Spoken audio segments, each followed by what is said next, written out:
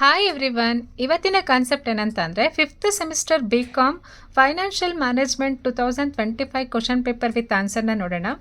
Already ನಾನು section A and section B ಒಂದು ವಿಡಿಯೋದಲ್ಲಿ ಅಪ್ಲೋಡ್ ಮಾಡಿದ್ದೀನಿ, ಮತ್ತು ಸೆಕ್ಷನ್ ಸಿನಲ್ಲೂ ಕೂಡ 2 ಪ್ರಾಬ್ಲಮ್ನ ಒಂದು ವಿಡಿಯೋದಲ್ಲಿ ಅಪ್ಲೋಡ್ ಮಾಡಿದ್ದೀನಿ. 11th ಪ್ರಾಬ್ಲಮ್ ಮತ್ತು 9th ಪ್ರಾಬ್ಲಮ್ನ ಒಂದು ವಿಡಿಯೋದಲ್ಲಿ ಅಪ್ಲೋಡ್ ಮಾಡಿದ್ದೀನಿ. ಸೊ ಈ ಪಾರ್ಟಲ್ಲಿ ಏನಂತ ಅಂದರೆ ಥಿಯರಿ ಪಾರ್ಟ್. ಸೆಕ್ಷನ್ ಸಿನಲ್ಲಿ 2 ಕ್ವಶನ್ ಥಿಯರಿ ಕೇಳಿದ್ದಾರೆ. ಸೊ ಪ್ರಾಬ್ಲಮ್ನು ತುಂಬ ಈಸಿ ಇದೆ, ಅದ್ರ ಜೊತೆಗೆ 2 ಥಿಯರಿ ಕ್ವಶನ್ ಕೇಳಿದ್ದಾರೆ, ಒಂದು 12 ಮಾರ್ಕ್ಸ್ಗೆ. ಸೊ ಥಿಯರಿ ಕ್ವಶನ್ನು ಕೂಡ ತುಂಬ ಈಸಿ ಇದೆ. ಅದರಲ್ಲಿ ಏನು ಕ್ವಶನ್ ಕೇಳಿದರು ಅಂತ ನೋಡೋಣ. ಫಸ್ಟ್ ಒನ್ ನೋಡಿ, who is finance manager, what is the role of finance manager in an organization ಅಂತ ಕೇಳಿದ್ದಾರೆ. ಸೊ ಅದಕ್ಕೆ ಆನ್ಸರ್ ಬಂದು, Finance manager is a person who heads the department of finance as his action directly affect the profitability, growth and goodwill of the firm. So finance manager ಅಂತಂದರೆ the person who will take care, control and managed by the finance in a organization. So ಯಾರು ಕಂಪನಿನಲ್ಲಿ finance control ಮಾಡ್ತಾರೆ, take care ಮಾಡ್ತಾರೆ ಅಥವಾ manage ಮಾಡ್ತಾರೆ, ಅವರನ್ನು ನಾವು financial manager ಅಂತೀವಿ. So is action directly affect the profitability, growth, goodwill of the firm. So here what are all the role or functions of managers ಅಂತಂದರೆ role ಅಥವಾ functions ಏನೇನಿರುತ್ತೆ ಅಂದರೆ 12. ಫಸ್ಟ್ ಥಿಂಗ್ ನೋಡಿ, estimation of financial requirements. Finance requirements for business concern are continuous. It is needed to all stages. Funds are needed to establish the industry both for meeting capital expenditure. The total estimation of funds for these assets is the assignment of the finance manager. So first financial manager ಅಲ್ಲಿ ಏನು function ಅಂತಂದರೆ estimation of financial requirements. So ಒಂದು particular ಆಗಿ year ತೊಗೊಂಡ್ರೆ ಆ year ಅಥವಾ ಆ ಇಯರ್ಗೆ ಎಷ್ಟು ಫೈನಾನ್ಷಿಯಲ್ ರಿಕ್ವೈರ್ಮೆಂಟ್ಸ್ ಇರುತ್ತೆ ಅನ್ನೋದನ್ನು ನಾವು ಇಲ್ಲಿ ಎಸ್ಟಿಮೇಟ್ ಮಾಡ್ತಾ ಹೋಗ್ತಾರೆ. ಅದು ವರ್ಕಿಂಗ್ ಕ್ಯಾಪಿಟಲ್ ಆದರೂ ಆಗಿರ್ಬೋದು ಅಥವಾ ಫಿಕ್ಸ್ಡ್ ಕ್ಯಾಪಿಟಲ್ ಆದ್ರೂ ಆಗಿರ್ಬೋದು. Next selection of the right sources of funds.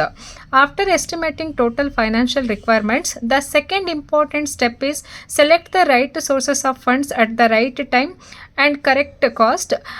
As each financial instrument, equity, preference shares, debt. So ಇಲ್ಲಿ ಏನಂತಂದರೆ ಎಸ್ಟಿಮೇಟ್ ನಿಮಗೆ ಎಷ್ಟು ಫಂಡ್ ಬೇಕಾಗುತ್ತೆ ಅಂತ ನೀವು ಡಿಸೈಡ್ ಮಾಡಾದ್ಮೇಲೆ ಆ ಸೋರ್ಸಸ್ ಆಫ್ ಫಂಡನ್ನು ಎಲ್ಲಿಂದ ರೈಸ್ ಮಾಡೋದು ಅಂತ ನಾವು ಡಿಸೈಡ್ ಮಾಡ್ತೀವಿ. ಒಂದು ಈಕ್ವಿಟಿ ಶೇರ್ಸಾ ಅಥವಾ ಪ್ರಿಫರೆನ್ಸ್ ಶೇರ್ಸಾ ಅಥವಾ ಡೆಟ್ ಅಥವಾ ಬಾರೋಯಿಂಗ್ ಫಂಡ್ ಅಂತ ಡಿಸೈಡ್ ಮಾಡ್ತಾ ಹೋಗ್ತೀವಿ. ಅದಾದಮೇಲೆ next associated with the different types of cost, dividends and interest. So ನೀವು ಕಂಪನಿಗೆ ಸೋರ್ಸಸ್ನ ರೈಸ್ ಮಾಡ್ತಿದ್ದೀರಾ ಅಂತಂದರೆ ಅವ್ರಿಗೆ ಡಿವಿಡೆಂಡ್ ಕೊಡಬೇಕಾಗುತ್ತೆ, ಇಂಟ್ರೆಸ್ಟ್ ಕೊಡಬೇಕಾಗಿರುತ್ತೆ, ಪ್ರಾಫಿಟ್ ಕೊಡಬೇಕಾಗಿರುತ್ತೆ. ಅದರಿಂದಾಗಿ ನಾವು ಕೇರ್ಫುಲ್ಲಾಗಿ ಅದನ್ನು ಸೆಲೆಕ್ಷನ್ ಮಾಡ್ತಾ ಹೋಗ್ತೀವಿ. ಸೊ ಯಾವುದರಿಂದ ಸೋರ್ಸಸ್ ಆಫ್ ಫಂಡ್ಸ್ನ ರೈಸ್ ಮಾಡಬೇಕು ಅಂತ. ಆ್ಯಂಡ್ ಥರ್ಡ್ ಥಿಂಗ್ ಈಸ್ ನೋಡಿ, allocation of funds. Allocation of funds ಅಂತಂದರೆ after mobilising the total funds of firm, it is the responsibility of a financial manager to distribute the funds as capital and revenue expenditure. So capital and revenue allocation of funds ಅಂತಂದರೆ ನೀವು ಒಂದ್ಸರಿ ಫಂಡ್ಸ್ನ raise ಮಾಡಾದ್ಮೇಲೆ financial manager capital and revenue expenditure, capital expenditures ಅಂತಂದರೆ fixed ಅಸೆಟ್ಸ್ನ buy ಮಾಡೋಕ್ಕೆ, ಅಥವಾ revenue expenditure ಅಂತಂದರೆ ಬಿಸ್ನೆಸ್ಸಲ್ಲಿ ಡೇ ಟು ಡೇ ಆಪ್ರೇಟನ್ನು ಕಂಟ್ರೋಲ್ ಮಾಡೋಕ್ಕೆ ಫಂಡ್ಸ್ನ ಪ್ರಾಪರಾಗಿ ಅಲೋಕೇಟ್ ಮಾಡ್ತಾ ಹೋಗ್ತಾರೆ. And he has to evaluate different proposals for a project before making the financial decisions of investment. ನೀವು ಇಲ್ಲಿ ಫೈನಾನ್ಷಿಯಲ್ ಮ್ಯಾನೇಜರ್ ಏನಂತಂದರೆ ಒಂದು ಪ್ರಾಜೆಕ್ಟ್ ಮೇಲೆ ಇನ್ವೆಸ್ಟ್ ಮಾಡೋಕ್ಕಿಂತ ಮುಂಚೆ ಸೊ ಅದರಿಂದ ನಾವು ಇವ್ಯಾಲ್ಯೂಯೇಟ್ ಮಾಡ್ತೀವಿ. ಸೊ ಯಾವ ಪ್ರಾಜೆಕ್ಟ್ ಮೇಲೆ ಇನ್ವೆಸ್ಟ್ ಮಾಡಿದ್ರೆ ಬೆಸ್ಟು, ಯಾವ ಪ್ರಾಜೆಕ್ಟಿಂದ ನಾವು ಜಾಸ್ತಿ ಅಮೌಂಟನ್ನು ತಗೊಳ್ತೀವಿ ಅಂತ. ಈಗ ಫಾರ್ ಎಕ್ಸಾಂಪಲ್ ನಾವು ಏನಂತಂದರೆ ಪೇ ಬ್ಯಾಕ್ ಪೀರಿಯಡಲ್ಲಿ ನಾವು ಕ್ಯಾಲ್ಕುಲೇಟ್ ಮಾಡ್ತೀವಿ, 2-3 ಪ್ರಾಜೆಕ್ಟನ್ನು ಕ್ಯಾಲ್ಕುಲೇಟ್ ಮಾಡ್ತೀವಿ, ಅದರಲ್ಲಿ ಯಾವುದು ಬೆಸ್ಟ್ ಅಂತ ಚೂಸ್ ಮಾಡ್ತೀವಲ್ವ. ಅದೇ ರೀತಿ ಇಲ್ಲಿ ಅಲೋಕೇಶನ್ ಆಫ್ ಫಂಡ್ಸಲ್ಲಿ ನಾವು ಯಾವುದು ಪ್ರಾಜೆಕ್ಟ್ ಬೆಸ್ಟು ಮತ್ತು ಯಾವುದ್ರ ಮೇಲೆ ಜಾಸ್ತಿನ ಇನ್ವೆಸ್ಟ್ ಮಾಡಬೇಕು ಅಂತ ಡಿಸೈಡ್ ಮಾಡ್ತಾ ಹೋಗ್ತಾರೆ. Next fourth thing is analysis and interpretation of financial performance. It is the another essential task of financial manager. He expected to watch the performance of each portfolio.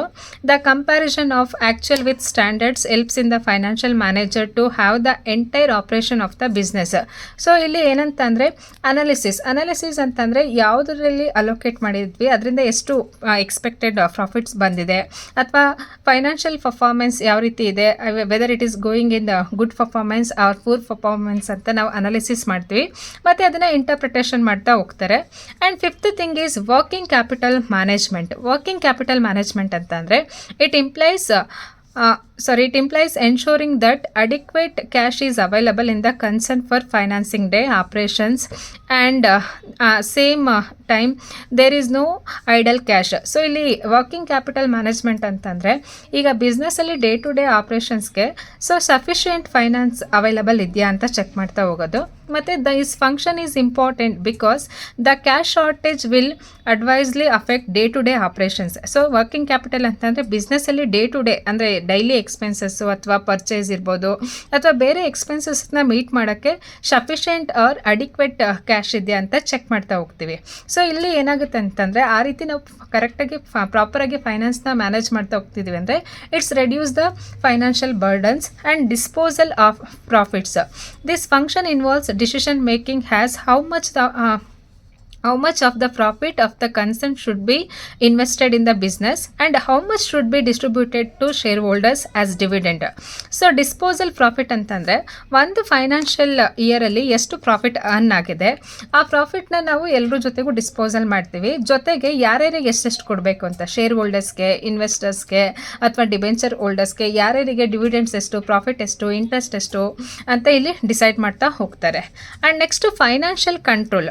It refers evaluating financial performance and taking remedial action whenever necessary. Financial control ಅಂತಂದರೆ ಎಲ್ಲ finance ಆನ್ಫ್ಲೋಗೆ so ಫೈನಾನ್ಷಿಯಲಲ್ಲಿ inflow outflow ಏನಿದೆ, inflow ಅಂತಂದರೆ ಏನು income ಇದೆ, out going ಏನಿದೆ, ಮತ್ತು ಅದರಿಂದ profit ಆಗ್ತಿದೆಯಾ ಅಥವಾ ಎಕ್ಸ್ಪೆನ್ಸಸ್ ಆರ್ ಲಾಸ್ ಆಗ್ತಿದೆಯಾ ಅಂತ ಚೆಕ್ ಮಾಡೋದು. ಇಲ್ಲಿ ಫೈನಾನ್ಷಿಯಲ್ ಕಂಟ್ರೋಲ್ನ ತೊಗೊಳ್ತಾರೆ. And fair returns to investor. So fair returns to investor ಅಂತಂದರೆ ಯಾರ್ಯಾರು ಕಂಪ್ನಿನಲ್ಲಿ ಇನ್ವೆಸ್ಟ್ ಮಾಡಿರ್ತಾರೆ ಅವ್ರಿಗೆ ಪ್ರಾಪರ್ ರಿಟರ್ನ್ಸ್ ಕೊಟ್ಟಿದ್ದೀವ ಆ್ಯಸ್ ಎ ಡಿವಿಡೆಂಟ್, ಡಿಬೆಂಚರ್ಸ್ ಅಥವಾ ಪ್ರಾಫಿಟಲ್ಲಿ. Equity shareholders and creditor expect a fair amount of return and appreciation for their investment. It is the obligation of the company to protect its interest. Hence, the financial manager should ensure the business has regular income to meet its obligations. So, fair returns ಅಂತಂದರೆ especially equity shareholders and creditors and also preferential holders ಇರ್ತಾರೆ, debenture holders ಇರ್ತಾರೆ and various investors ಇರ್ತಾರೆ. ಅವ್ರಿಗೆ fair returns, ಅವ್ರು ಏನು invest ಮಾಡಿರ್ತಾರೆ ಅದ್ರ ಜೊತೆಗೆ ರಿಟರ್ನ್ಸ್ನ ನಾವು ಪ್ರಾಪರಾಗಿ ಕೊಡ್ತಿದ್ದೀವ ಅಂತ ಚೆಕ್ ಮಾಡ್ತಾ ಹೋಗ್ತಾರೆ. And next obligation towards employee. ಸೊ ಎಂಪ್ಲಾಯಿನಲ್ಲಿ the financial manager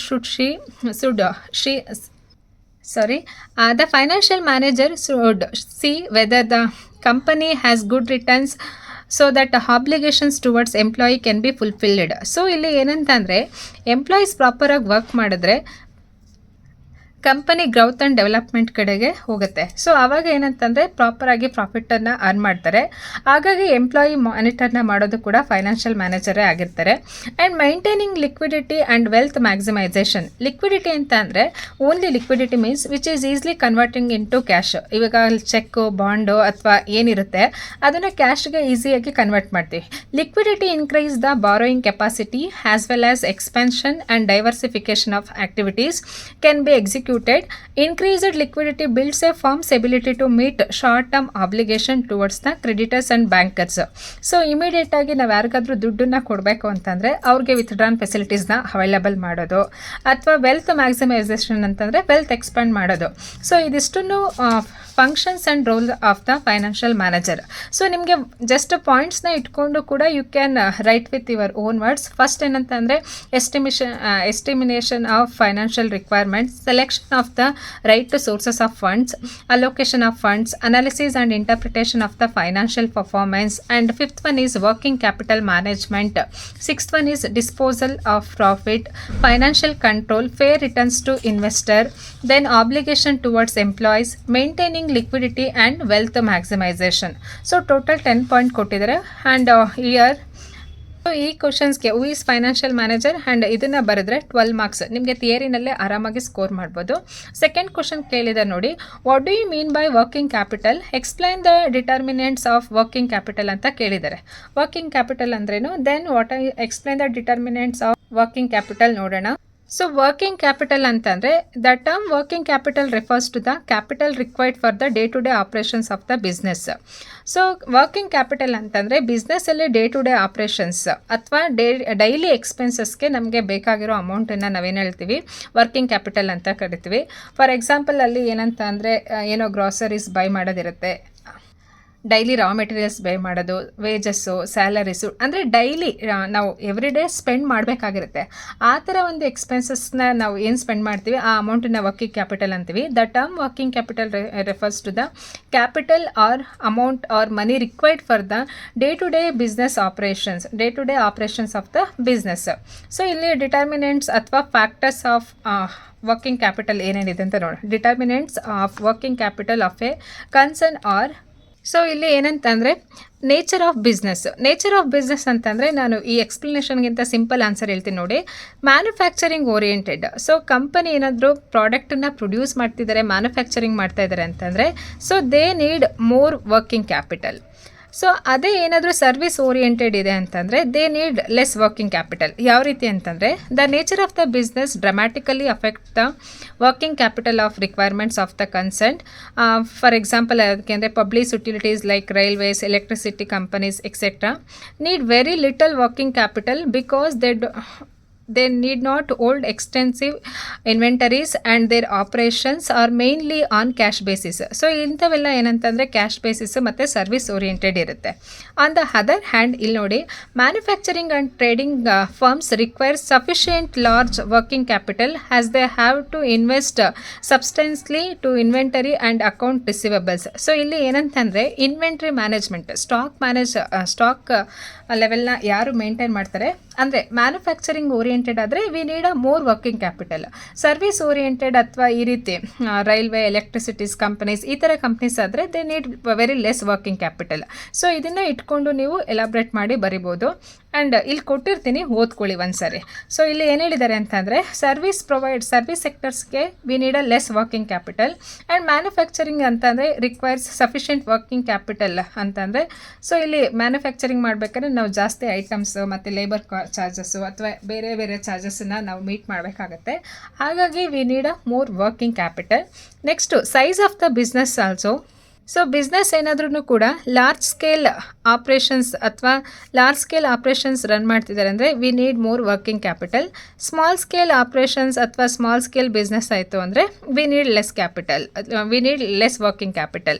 the size of the business affect the working capital requirements. ಇಲ್ಲಿ ಸೈಜ್ ಆಫ್ ದ ಬಿಸ್ನೆಸ್ ಅಲ್ಲಿ second point. The firm size of the business refers to the scale of operations. It concern carrying on activities of a small scale needs less working capital, and other hand concern undertaking activities on a large scale needs large amount of capital. Suppose ಏನಾದರೂ ತುಂಬ company ದೊಡ್ಡದಿದೆ, manufacturing ಕಂಪನಿನೇ ಆಗಲಿ ಅಥವಾ ಸರ್ವಿಸೇ ಆಗಲಿ, company ತುಂಬ large scale operations ಮಾಡ್ತಿದ್ದಾರೆ ಅಂತಂದರೆ, ಆಕ್ಟಿವಿಟೀಸ್ ಮಾಡ್ತಿದ್ದಾರೆ ಅಂದರೆ ಅಲ್ಲಿ they need large amount of working capital. So ಇದು ಒಂದು ಕೀ ಪಾಯಿಂಟ್ನ ನೆನ್ಪಿಟ್ಕೊಳ್ಳಿ. ಲಾರ್ಜ್ ಸ್ಕೇಲ್ ಕಂಪನೀಸ್ ಅಥವಾ ಲಾರ್ಜ್ ಇಂಡಸ್ಟ್ರೀಸ್ ಕಂಪನೀಸ್ ಆಯಿತು ಅಂದರೆ we need more working capital. So ಅಲ್ಲಿ ಡೈಲಿ ಎಕ್ಸ್ಪೆನ್ಸಸ್ ಜಾಸ್ತಿ ಇರುತ್ತೆ, ಅಂಥ ಕಂಪ್ನಿಗಳಿಗೆ ಜಾಸ್ತಿ ವರ್ಕಿಂಗ್ ಕ್ಯಾಪಿಟಲ್ ಬೇಕಾಗುತ್ತೆ. ಸೊ ಅದೇ ಇಲ್ಲಿ ನೋಡಿ, ಸೈಜ್ ಆಫ್ ದ ಇಲ್ಲಿ ಸ್ಮಾಲ್ ಸ್ಕೇಲ್ ಆಪ್ರೇಷನ್ಸ್ ಆದರೆ ದೇ ನೀಡ್ ವೆರಿ ಲೆಸ್ ಅಥವಾ they need very less working capital. ಇಲ್ಲಿ ನೋಡಿ ಲೆಸ್ ವರ್ಕಿಂಗ್ ಕ್ಯಾಪಿಟಲ್ ಬೇಕಾಗುತ್ತೆ. And next growth and expansion of the business. So third point ನೋಡಿ, growth and expansion of business. The growth and expansion of the business also affecting the working capital requirements. When there is a growth and expansion business firm, his working capital needs firm will also increase. So business ಏನಾದರೂ increase ಆಗ್ತಿದೆ ಅಥವಾ business expand ಆಗ್ತಿದೆ, ಬೇರೆ ಬೇರೆ branch ಎಲ್ಲ open ಮಾಡ್ತಾ ಇದ್ದಾರೆ ಅಂದರೆ ಗ್ರೌತ್ ಆ್ಯಂಡ್ ಎಕ್ಸ್ಪೆನ್ಷನ್ ಇರುವಾಗ ವರ್ಕಿಂಗ್ ಕ್ಯಾಪಿಟಲ್ ಜಾಸ್ತಿ ಬೇಕಾಗುತ್ತೆ. ಆ್ಯಂಡ್ ಏನಾದರೂ ಡಿಪ್ರೆಷನ್ ಸ್ಟೇಜ್ ಇತ್ತು ಅಥವಾ ಕಂಪನಿ ಕ್ಲೋಸಿಂಗ್ ಸ್ಟೇಜ್ ಕಡೆಗೆ ಹೋಗ್ತಿದೆ ಅಂದರೆ we need a less working capital. Business cycle ಅಂತಂದರೆ during prosperity business expand, decline during the depression periods, consequently more working capital is required and less during the depression. So ಇಲ್ಲಿ business ಏನಂತಂದರೆ business cycle ಅಂತ ಹೇಳ್ತೀವಿ. Expand, growth, ಇಲ್ಲಿ growth ಬರುತ್ತೆ ಮತ್ತು and development. And decline stage ಅಂತಂದರೆ business ಏನಾದರೂ fail ಆಗ್ತಿದೆ ಅಥವಾ ಡೌನ್ವರ್ಡ್ ಹೋಗ್ತಿದೆ ಅಂತಂದರೆ we need less capital. So business growth ಅಂದರೆ ಎಕ್ಸ್ಪ್ಯಾಂಡ್ ಅಥವಾ ಗ್ರೌತ್ ಆಗ್ತಿದೆ ಅಂತಂದರೆ ಪ್ರಾಸ್ಪ್ಯಾರಿಟಿ ಬಿಸ್ನೆಸ್ ಎಕ್ಸ್ಪ್ಯಾಂಡ್ಸ್ಗೆ we need more working capital and depress ಇದ್ದಾಗ we need less working capital. And next manufacturing cycle or production cycle ಅಂತ ಕೊಟ್ಟಿದ್ದಾರೆ. The length of the manufacturing process also influence of the amount of working capital. Generally the longer manufacturing process the higher working capital requirements. So ಈ manufacturing cycles ಅಥವಾ production cycles ಅಂತ ಅಂದರೆ ಪ್ರಾಡಕ್ಟನ್ನು manufacturing ಮಾಡಿ output ಕೊಡೋದೇನಾದರೂ large process ಇತ್ತು ಅಂದರೆ then we need a more working capital. So production cycle ತುಂಬ ಕಮ್ಮಿ ಇತ್ತು ಅಂದರೆ on other hand smaller the manufacturing process the lower requirements of working capital. So manufacturing process ಜಾಸ್ತಿ ಇತ್ತು ಅಂತಂದರೆ we need more working capital. Manufacturing process or production cycles ಏನಾದರೂ ಕಮ್ಮಿ ಇತ್ತು ಅಂದರೆ we need a lower working capital. Then production cycle the production policy followed by the firm affecting the working capital requirements. ಇಲ್ಲೊಂದು example ಕೊಟ್ಟಿದೆ ನೋಡಿ. A capital intensive industry an industry that produce goods mostly with the machines requires more fixed capital but less working capital. Production cycles ಅಂತಂದರೆ ಇಲ್ಲಿ production policy ಅಂತಂದರೆ ಜಾಸ್ತಿ machinery ಎಕ್ವಿಪ್ಮೆಂಟ್ನ use ಮಾಡಿ ಆ ಒಂದು ಐಟಮ್ನ ಪ್ರೊಡ್ಯೂಸ್ ಮಾಡ್ತಿದ್ದೀವಿ ಅಂದರೆ ಅಲ್ಲಿ ಫಿಕ್ಸ್ಡ್ ಕ್ಯಾಪಿಟಲ್ ಬೇಕಾಗುತ್ತೆ. And other hand labour incentive industry ಇಲ್ಲಿ ಏನಂತಂದರೆ ನಾವೇನಾದರೂ ಜಾಸ್ತಿ ಮಷಿನರಿನ ಬಿಟ್ಟು ಹ್ಯಾಂಡ್ ಮೇಡು ಅಥವಾ ಲೇಬರ್ಸ್ನ ಬಳಸಿ ಮಾಡ್ತೀವಿ ಅಂತಂದರೆ we need a more working capital. So ಇಲ್ಲಿ ಏನಂತಂದರೆ ಮಷಿನರೀಸ್ ಜಾಸ್ತಿ ಯೂಸ್ ಮಾಡಿದೆ ಬಿಸ್ನೆಸ್ಸಲ್ಲಿ ಎಲ್ಲ ಮಷಿನರಿ ಆಟೋಮೆಟಿಕಲಿ ಆಗ್ತಿದೆ ಅಂತ ಅಂದರೆ ಅಲ್ಲಿ ನಮಗೆ ಲೆಸ್ ವರ್ಕಿಂಗ್ ಕ್ಯಾಪಿಟಲ್ ಬೇಕಾಗುತ್ತೆ. ಸೊ ಇನ್ಸ್ಟೆಡ್ ಆಫ್ ಮಷಿನರಿ ಇಲ್ಲಿ ಲೇಬರು ಅಥವಾ ಎಂಪ್ಲಾಯೀಸೇ ಎಲ್ಲ ಮ್ಯಾನ್ಯುಯಲ್ ಆಗಿ ವರ್ಕ್ ಮಾಡ್ತಿದ್ದಾರೆ ಅಂದರೆ we need a more working capital. ಅರ್ಥ ಆಗ್ತಿದೆ? ಸೊ ವರ್ಕಿಂಗ್ ಕ್ಯಾಪಿಟಲ್ ಅಂತಂದರೆ ಡೇ ಟು ಡೇ ಎಕ್ಸ್ಪೆನ್ಸಸ್ಗೆ ಅಮೌಂಟ್ ಯಾವಾಗ ಜಾಸ್ತಿ ಬೇಕಾಗುತ್ತೆ ಸೊ ಆ ಒಂದು ಡಿಟರ್ಮೆಂಟ್ಸ್ ಫ್ಯಾಕ್ಟರ್ಸ್ನ ಹೇಳ್ತಾ ಹೋಗ್ತಾ ಇದ್ದೀವಿ. And credit policy the credit policy of A firm will affect on the working capital requirements. A firm that allows liberal credits to customer will require more considerable working capital than the followed right policy. So ನಿಮಗೆ ಏನಾದರೂ credit policies ಜಾಸ್ತಿ available ಇದೆ ಅಂತ ಅಂದರೆ you need a less working capital. ಯಾಕಂತಂದರೆ ನಿಮ್ಮಲ್ಲಿ amount ಇಲ್ಲ ಅಂತಂದ್ರೂ ಕೂಡ ನೀವು ಕ್ರೆಡಿಟ್ ಬೇಸಲ್ಲಿ ಗೂಡ್ಸ್ ಆ್ಯಂಡ್ ರಾ ಮೆಟೀರಿಯಲ್ಸ್ ಏನಿದೆ ಅದನ್ನು ಪರ್ಚೇಸ್ ಮಾಡ್ಬೋದು. ಹಾಗಾಗಿ ಇಲ್ಲಿ ಏನಂತಂದರೆ ಕ್ರೆಡಿಟ್ ಪಾಲಿಸಿನೂ ಮ್ಯಾಟರ್ ಆಗುತ್ತೆ. ಆ್ಯಂಡ್ ಡಿವಿಡೆಂಡ್ ಪಾಲಿಸಿ ಅಂತಂದರೆ the dividend policy of a company affects its working capital requirements. A company that follows a liberal dividend policy will require more working capital and strict dividend policy. So dividend policy ಅಂತಂದರೆ ಇಲ್ಲಿ ಯಾವುದಕ್ಕೆ ನೀವು ಜಾಸ್ತಿ ಡಿವಿಡೆಂಡ್ನ ಕೊಡ್ತೀರಾ liberal policy will require more so liberal ಆಗಿ ನೀವು ಯಾವುದು dividend ಪಾಲಿಸಿನ follow ಮಾಡ್ತೀರಲ್ವ ಅದು ವರ್ಕಿಂಗ್ ಕ್ಯಾಪಿಟಲ್ ಜಾಸ್ತಿ ಇರಬೇಕು ಅಂತ ಡಿಮ್ಯಾಂಡ್ ಮಾಡ್ತಾರೆ. And price level changes also effect on the working capital requirement of a firm. Such periods where a firm has to pay higher prices for the purchases but firms are not willing to increase the price of the products. They considerably need more working capital. So ಇಲ್ಲಿ ಏನೋ ಒಂದು produce ಮಾಡ್ತಾ ಇದ್ದಾನೆ ಅಂತ ತಿಳ್ಕೊಳ್ಳಿ. ಆ ಪ್ರೊಡ್ಯೂಸ್ಗೆ ಬೇರೆ ಬೇರೆ ಐಟಮ್ಸ್ನ ಯೂಸ್ ಮಾಡಬೇಕಾಗತ್ತೆ. ಆ ಐಟಮ್ನ ಪರ್ಚೇಸ್ ಮಾಡೋಕ್ಕೆ ಜಾಸ್ತಿ ಪ್ರೈಸ್ ಆಗುತ್ತೆ ಬಟ್ ಆ ಔಟ್ಪುಟ್ಗೆ ಸೇಮ್ ಪ್ರೈಸ್ ಇರುತ್ತೆ. ಆ ಥರ ಸಿಚುವೇಷನಲ್ಲೂ ಕೂಡ ಪ್ರೈಸ್ ಲೆವೆಲ್ ವೇರಿಯೇಷನ್ ಆದಾಗ ಕೂಡ ನಮಗೆ ಮೋರ್ ವರ್ಕಿಂಗ್ ಕ್ಯಾಪಿಟಲ್ ರಿಕ್ವೈರ್ಮೆಂಟ್ಸ್ ಇರುತ್ತೆ. So and next profit level also affect the working capital requirement concern. A higher profit margin generates more internal funds and contribute the more to the working capital.